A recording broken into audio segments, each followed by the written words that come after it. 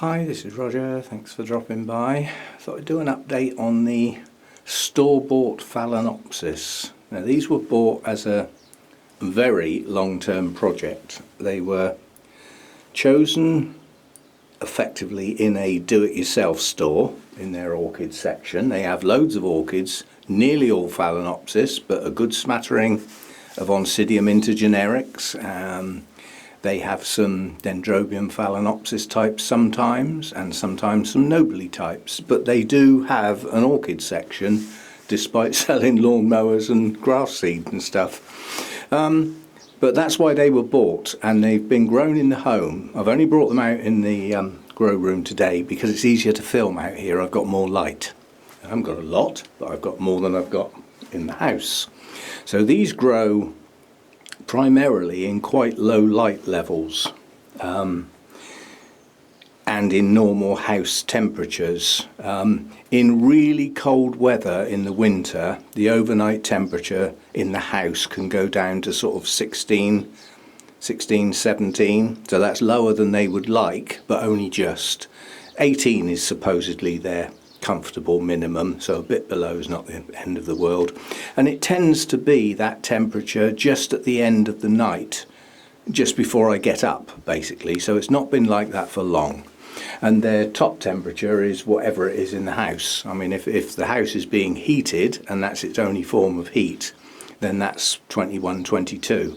Now in the summertime, if we get a hot spell, the inside of the house would reflect partly, to a degree, the outside temperatures, so it could get up sort of 24, 25, which would make them very comfortable.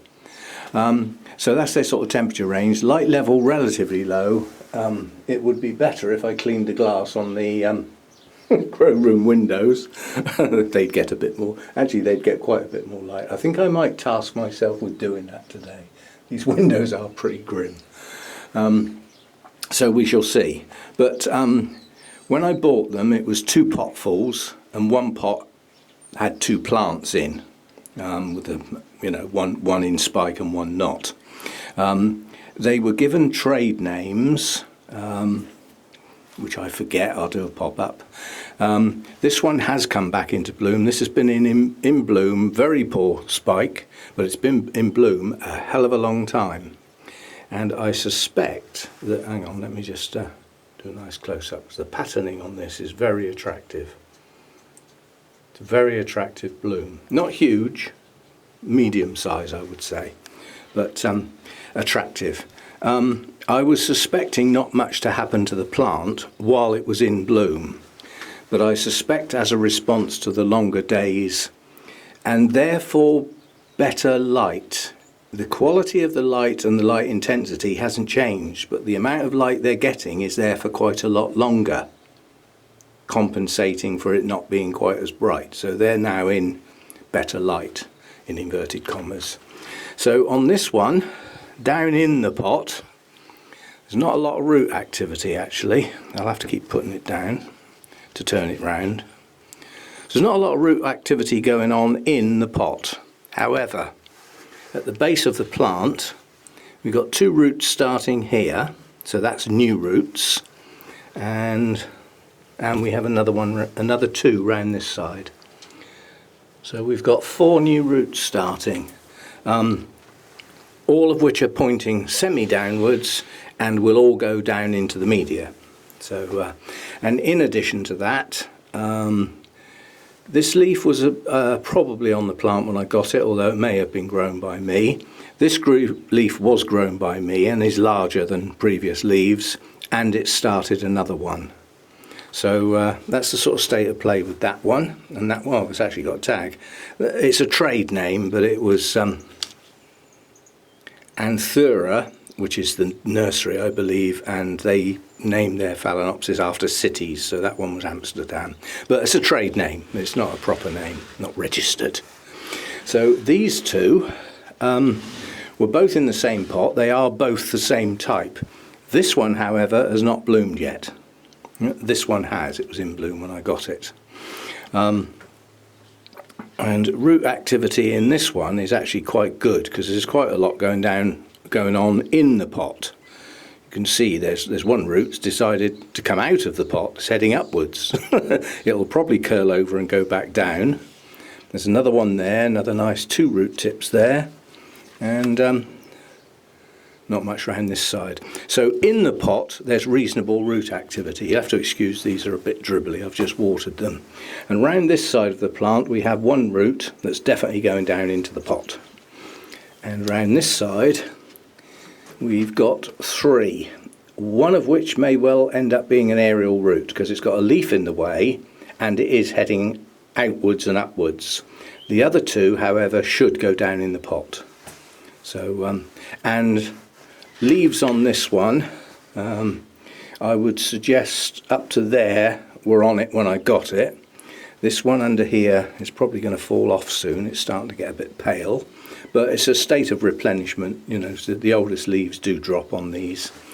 But they shouldn't drop more frequently than new ones are produced. The idea is to get a net gain. In other words, the total number of leaves goes up by 1 each year to its maximum, if there is such a thing. So I've probably grown that one. Definitely grown that. Yes, I will have grown that one, and again this one's got a new leaf coming, so we've got some root activity coming on and another new leaf on that one. So that one's doing okay. Now this one, when I potted these up, this one went in with that one, and then somebody suggested that I ought to try it in a totally different media. So I unpotted it, stuck that one back in the pot, and put this one is in pure cocoa husk, so there's no bark in here at all apart from the chunky bits on the bottom for drainage. And the drainage on these is mainly for the winter time when they're not going to use up the moisture so quickly, so they won't be growing. Short days, less light, all that sort of stuff. Yeah, so down in the pots we've got a root tip there that's recent, that's only just started to grow, so that's a branching root. There's another one down there with a root tip. So a bit of activity in the pot. We've got a new root on this side of the plant which is going down in the pot. We've got a root up here that's decided to extend, so it was like a dormant root that's decided to start growing again, and then we've got another new root there that I'm hoping when it gets to the point where I want to encourage that to go down in the pot, but it might have to hang over the side. So we've got some root activity in the pot and some new ones. And as far as leaves are concerned, this didn't long ago drop a leaf, and this one's not long for this world, but it's replacing them. It's replacing them with good leaves, and this one's got a nice one. Now I don't know, neither of these 2 have bloomed since I got them. So once the spikes came off, they haven't produced any more since. Now that is plenty big enough and strong enough to produce a spike. So the only thing I can think of is that this particular one has a tendency to produce its spikes towards the end of the summer, whereas this one produces its spikes in the winter and comes out the other side into spring. Well, in this case into summer. That bloom's been there ages. So I suspect that these have a tendency in their makeup to bloom towards the end of the summer. And in the meantime we've got roots and leaves growing, so all the time the plant's building up the strength ready to produce a spike. It'd be great to get 2, but I don't think I've ever had a Phalaenopsis grow 2 spikes. I don't look after them as well as I could. I mean, I know how to look after these type of mass-produced Phalaenopsis. I could grow these really, really well, but they'd have to have their own place, their own space. They'd have to be kept warmer. They'd have to get the right day lengths throughout the year. Humidity is not too much a big deal with these. I mean, 60% is good enough for these. They don't need high humidity. They like some airflow, and they like a medium light, and then they like that distinct drop in temperature prior to their time for their spikes. You notice I avoided saying a drop in temperature in the autumn. Yes, if that's the time they produce their spikes. But if it's not one of those types, you're not going to do anything to the plant whatsoever apart from disturb its growing season. There are two distinct types of Phalaenopsis. There are those winter bloomers where the spikes start late autumn, push on up, often in bloom for Christmas or not long after, and their blooms remain on into the spring. And then there are others that start their spikes mid to late summer, and they bloom that much earlier. Yeah? Well, if that's their time to produce their spikes, it's unlikely that in their makeup they would expect a drop in temperature to produce those spikes. They're going to produce them anyway. But we will wait and see. So we've got two that haven't bloomed since I got them, one that has but with a very, very weak spike. 2 blooms on a Phalaenopsis spike is not very good, not for a mass-produced hybrid.